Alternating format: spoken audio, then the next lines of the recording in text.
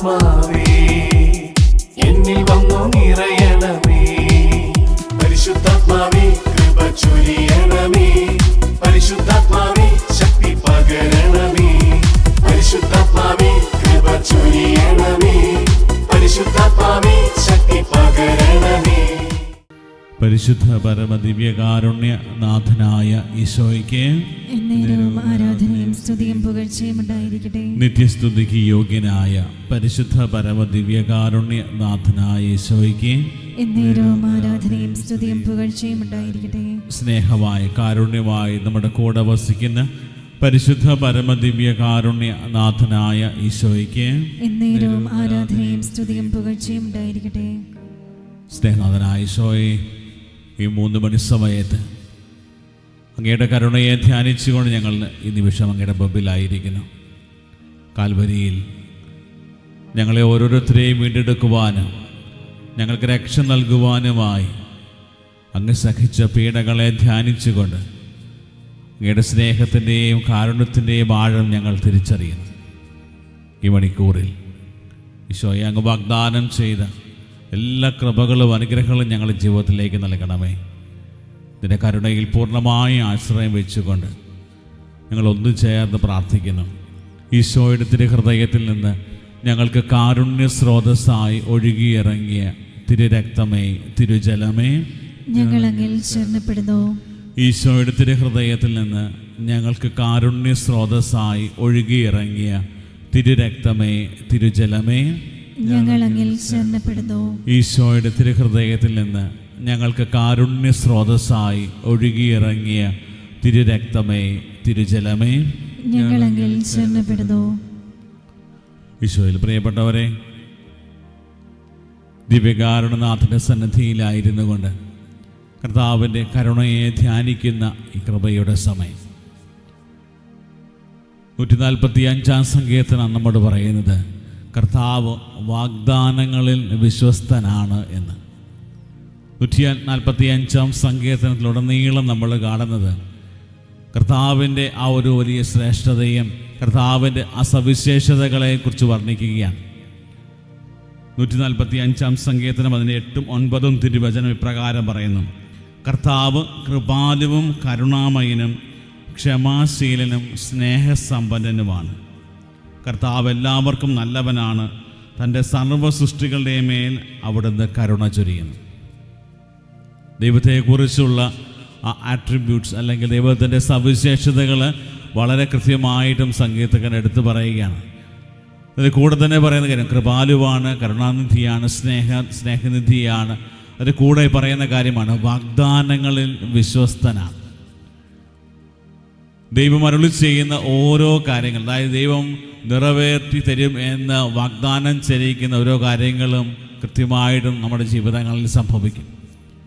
അബ്രാഹത്തിൻ്റെയും ഇസഹാക്കിൻ്റെയും യാക്കോബിൻ്റെയും ഒക്കെ ജീവിതത്തിലും ഇസ്രായേൽ ജനതയുടെ ജീവിതത്തിലും ദൈവം വാഗ്ദാനം ചെയ്ത ഓരോ കാര്യങ്ങളും പൂർത്തിയായി. എല്ലാത്തിൻ്റെയും പൂർത്തീകരണം സംഭവിച്ചത് ഈശോ മിശിഹായിലാണ്. പുതിയ നിയമത്തിൽ നമ്മൾ കാണുന്നു. മത്തായിയുടെ സുവിശേഷം വായിക്കുമ്പോൾ, സുവിശേഷത്തിലൂടെ കടന്നു പോകുമ്പോൾ പഴയ നിയമത്തിൽ ദൈവം അരുളി ചെയ്ത ഓരോ കാര്യങ്ങൾ, അതായത് വാഗ്ദാനം ചെയ്ത കാര്യങ്ങളെല്ലാം ക്രിസ്തുവിൽ പൂർത്തിയാകുന്നത് കാണാൻ പറ്റും. ഈശോയിൽ പൂർത്തിയാകുന്നത് കാണാൻ പറ്റും. വാഗ്ദാനങ്ങളിൽ വിശ്വസ്തനായവൻ രണ്ടാമത്തെ ഒരു വലിയ ഒരു ശ്രേഷ്ഠത എന്ന് പറയുന്നത് ദൈവം കരുണാമയനാണ് എന്നുള്ളതാണ്. ദൈവം കരുണ ചൊരിയുന്നു. അവിടുത്തെ പ്രവർത്തികൾ കരുണാപൂർവമാണ്. അതുകൊണ്ടാണ് 145 സങ്കീർത്തനത്തിൻ്റെ 13-ാം തിരുവചനം പറയുന്നു: കർത്താവ് വാഗ്ദാനങ്ങളിൽ വിശ്വസ്തനും പ്രവർത്തികളിൽ കാരുണ്യവാനുമാണ്. അതായത് കരുണയോടെ പ്രവർത്തിക്കുന്നവരാണ് നമ്മുടെ കർത്താവ്. ഇസ്രായേൽ ജനതയുടെ ഒരു വലിയ പോരായ്മ അല്ലെങ്കിൽ അവരുടെ ജീവിതത്തിലെ ഒരു വലിയ കുറവ് എന്ന് പറയുന്നത് ദൈവത്തെ കരുണാമയനായും ദൈവത്തിൻ്റെ പ്രവർത്തികളിൽ കരുണയോടെ പ്രവർത്തിക്കുന്നവനാണ് എന്ന് തിരിച്ചറിയാൻ അവർക്ക് സാധിക്കാതെ പോയി. ദൈവത്തെ അപ്രാപ്യനായും അതുപോലെ തന്നെ നമുക്ക് സമീപിക്കാൻ പോലും പറ്റാത്ത രീതിയിൽ അഗ്രാഹ്യനായും ചിന്തിക്കാനൊന്നും പറ്റാത്ത രീതിയിൽ ഉള്ള ഒരു ദൈവമായിട്ട് അവർ കണക്കാക്കി. പക്ഷേ ഈശോ മിശിഹായിലൂടെ നമുക്ക് വെളിപ്പെട്ട് കിട്ടിയത് ദൈവം ഇതുപോലെ സ്നേഹിക്കുന്ന ദൈവമാണ്. ദൈവം ഇതുപോലെ കരുണ കാണിക്കുന്ന ദൈവമാണ്. ദൈവം ഇതുപോലെ നമ്മുടെ ജീവിതങ്ങളിൽ ഇതുപോലെ സ്നേഹത്തോടെ നല്ലത് മാത്രം ചെയ്ത് നമ്മളെ പരിപാലിക്കുന്നവനാണ്. പ്രിയപ്പെട്ടവരെ, ഈ ഒരു സ്വഭാവ സവിശേഷതകൾ നമ്മുടെ ജീവിതത്തിലുണ്ടാകണം. നമ്മൾ വിചാരിക്കും, എന്തിനാണ് ഇതുപോലൊക്കെ നമ്മളിങ്ങനെ ധ്യാനിക്കുന്നതും പ്രാർത്ഥിക്കുന്നതും? ദൈവത്തിൻ്റെ ശ്രേഷ്ഠതയും സ്വഭാവത്തിൻ്റെ സവിശേഷതകളെക്കുറിച്ച് നമ്മൾ ധ്യാനിക്കുന്നത്. കാരണം ദൈവം മനുഷ്യവംശത്തെ സൃഷ്ടിച്ചത് ദൈവത്തിൻ്റെ ഛായയിലും സാദൃശ്യത്തിലുമാണ്. ദൈവത്തിൻ്റെ ഛായയിലും സാദൃശ്യത്തിലും സൃഷ്ടിക്കപ്പെട്ട നമ്മൾ ഓരോരുത്തരും ദൈവിക സ്വഭാവത്തിൽ നിറഞ്ഞവരാണ്. അതുകൊണ്ടാണ് ദൈവം ആഗ്രഹിക്കുന്നത് പോലെ നമ്മുടെ ജീവിതങ്ങൾ ക്രമപ്പെടുത്തണമെന്ന് ദൈവം ഇച്ഛിക്കുന്നത്. ദൈവം പറയുകയാണ്, എൻ്റെ സ്വഭാവമാണ് നിങ്ങളുടെ ഉള്ളിൽ ഉള്ളത്. ഞാൻ എപ്രകാരമാണോ അപ്രകാരമാണ് നിങ്ങൾ സൃഷ്ടിക്കപ്പെട്ടിരിക്കുന്നത്.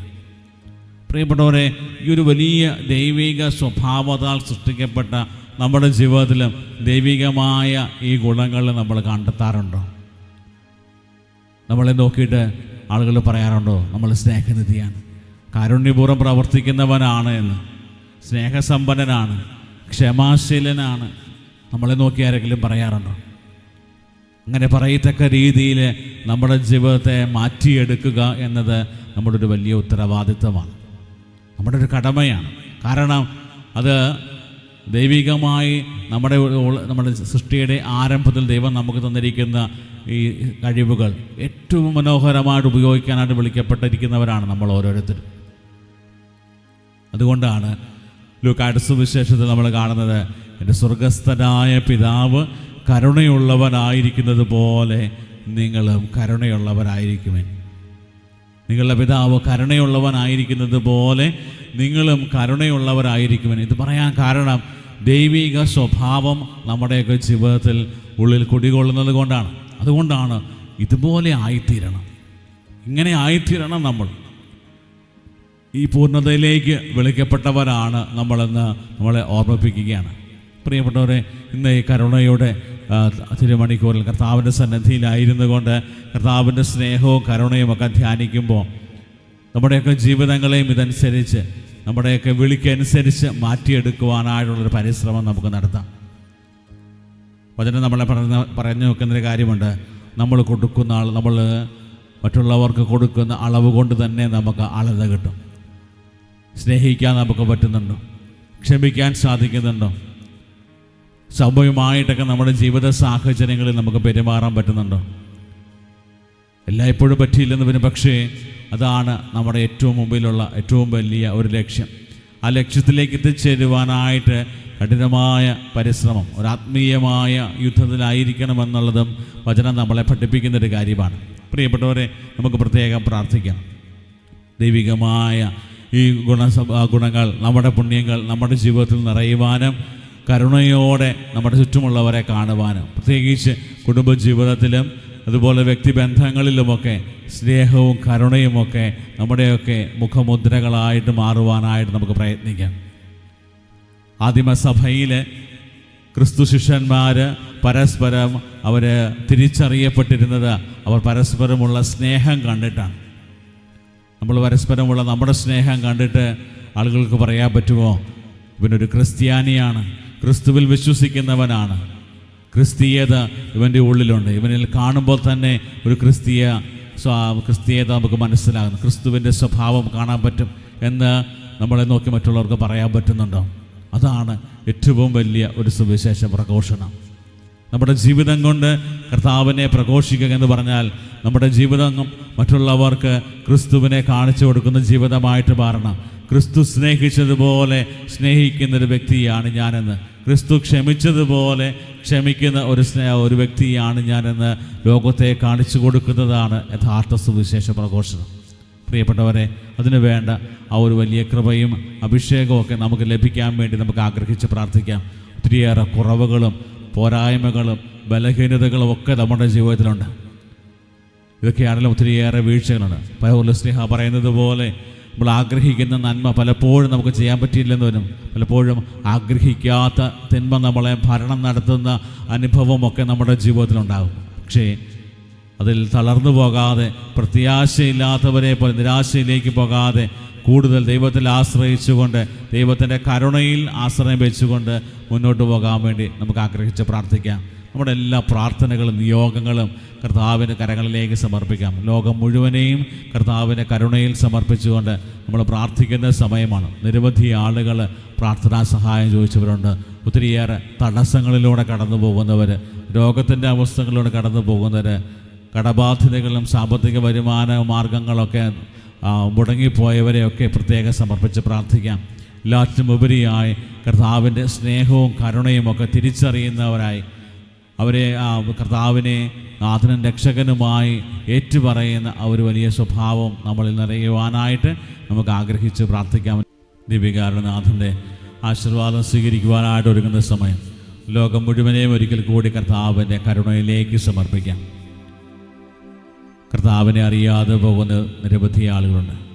അറിഞ്ഞിട്ടും വില കൊടുക്കാതെ കർത്താവിൽ നിന്ന് അകന്നു കഴിയുന്ന എല്ലാ മക്കളെയും അവരുടെ മാനസാന്തരത്തിനായിട്ട് നമുക്ക് ആഗ്രഹിച്ച് പ്രാർത്ഥിക്കാം. കുടുംബങ്ങളെ പ്രത്യേകം സമർപ്പിക്കാം. കുടുംബങ്ങളിൽ ദൈവിക സംരക്ഷണം ലഭിക്കുന്നതിന്, കർത്താവിൻ്റെ കരുണയുടെ ആ നിറവ് ലഭിക്കുന്നതിന് വേണ്ടി നമുക്ക് ആഗ്രഹിച്ച് പ്രാർത്ഥിക്കാം. നമ്മുടെ പ്രിയപ്പെട്ടവരെയും പ്രാർത്ഥനാ സഹായം ആവശ്യപ്പെട്ട എല്ലാവരെയും ഓർക്കാം. ഒത്തിരിയേറെ പ്രതിസന്ധികളിലൂടെ, പ്രയാസങ്ങളിലൂടെ, കഷ്ടതകളിലൂടെ, രോഗത്തിൻ്റെ അവസ്ഥകളിലൂടെ, ഭാരപ്പെടുത്തുന്ന അവസ്ഥകളിലൂടെ കടന്നു പോകുന്ന മക്കളെല്ലാം സമർപ്പിക്കാം. പഠനങ്ങളെല്ലാം കഴിഞ്ഞിട്ടും ഒത്തിരിയേറെ തടസ്സങ്ങളുമായി ജോലി മേഖലയിലേക്ക് പ്രവേശിക്കാൻ പ്രയാസപ്പെടുന്നവരെ സമർപ്പിക്കാം. സാമ്പത്തികമായ പ്രയാസങ്ങൾ അനുഭവപ്പെടുന്നവർ, കടബാധ്യതയിൽ കഴിയുന്നവർ, രോഗത്തിൻ്റെ അവസ്ഥയിൽ കഴിയുന്നവരെല്ലാവരെയും കർത്താവിൻ്റെ കരങ്ങളിലേക്ക് സമർപ്പിക്കാം. ഈശോയെ, സ്നേഹനിധിയും കാരുണ്യവാനും ആശ്വാസദായകനുമായവൻ നീ മാത്രമാണ്. ആ ഒരു വലിയ ബോധ്യത്തോടെ ഞങ്ങളെല്ലാ പ്രാർത്ഥനകളും സമർപ്പിക്കുന്നു. ഈ ആലയത്തെയും ഈ ആലയത്തിലെ എല്ലാ ശുശ്രൂഷകളെയും ഇവരെന്ന് 14-ാം തീയതി മുതൽ ഈ ആലയത്തിൽ നടക്കുന്ന ആന്തരിക സൗഖ്യ ധ്യാനത്തെയും അതിൽ പങ്കെടുക്കുന്നവരെയെല്ലാം കർത്താവെ നിന്റെ കരുണയിലേക്ക് സമർപ്പിച്ച് പ്രാർത്ഥിക്കുന്നു. നമ്മുടെ എല്ലാ വ്യക്തിപരമായ നിയോഗങ്ങളും കർത്താവിൻ്റെ സന്നിധിയിലേക്ക് കൊടുത്തുകൊണ്ട് താഴ്ന്ന സ്വരത്തിൽ കർത്താവിനെ സ്തുതിച്ച് നമുക്ക് കർത്താവിൻ്റെ ആശീർവാദം സ്വീകരിക്കാം. ഈശോയെ നന്ദി. Hallelujah, hallelujah.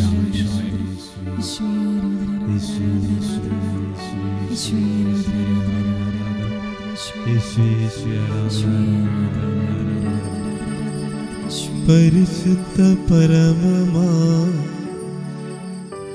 ദിവ്യകാരുണ്യമേ, എന്നുമെന്നും ആരാധന, എന്നുമെന്നും